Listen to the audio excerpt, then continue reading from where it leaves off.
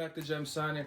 Today we will be talking about Despicable Me 4. It came out this year, 2024. The Despicable Me movies in general, I've only seen them maybe like once or twice. I love the Minions movie, if I'm gonna be honest. The Minions movie it was a necessary movie because it shows you how like they went on to meet, Gru, I believe his name is. So essentially in this movie, they end up having to go from being, like their criminal self and all that. The movie starts off a little weird, but essentially they have to move.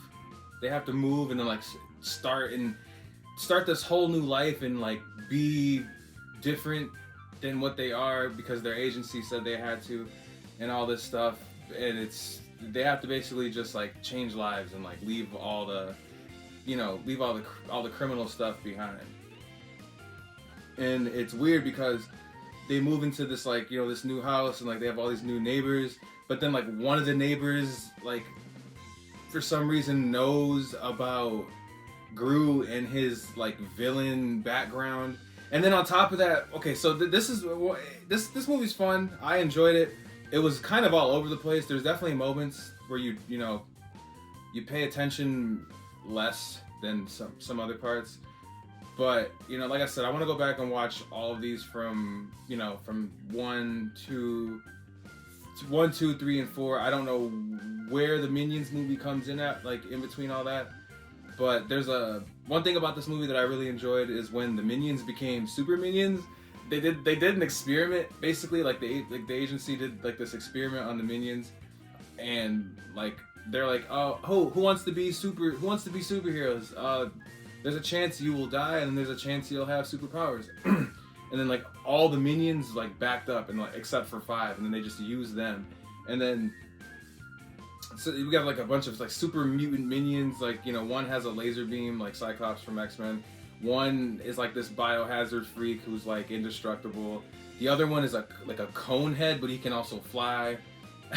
And it's funny because the whole point of that was so they were trying to make the Minions look good. They were trying to turn them into they wanted the public to see them as good as good beings. But all of these super minions, they were awful at their job. And then on top of that, on the other side, we have Gru,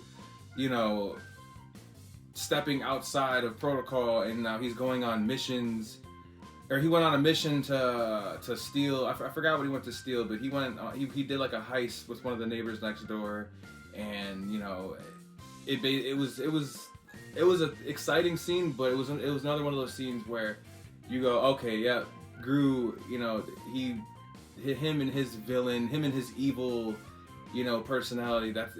That's something that it's just him, And then I thought it was funny too when they're like, oh, Gru, like you make things awkward, and whenever you talk, like you just you make people feel awkward or some. I forgot what it was, but every time, and that's true because every time Gru does talk, it's always some bizarre experience where there's just like silence for a little bit in between his fucking cringeness, but it's quality cringeness, okay?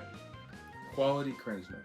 But I love this. I thought it was a great movie. Like I said, I love the Minions. I love the Minions movie the most, probably out of all of them. But I'm gonna go ahead and give it a run back. So definitely check it out. It's worth a watch. But yeah, till the next sesh.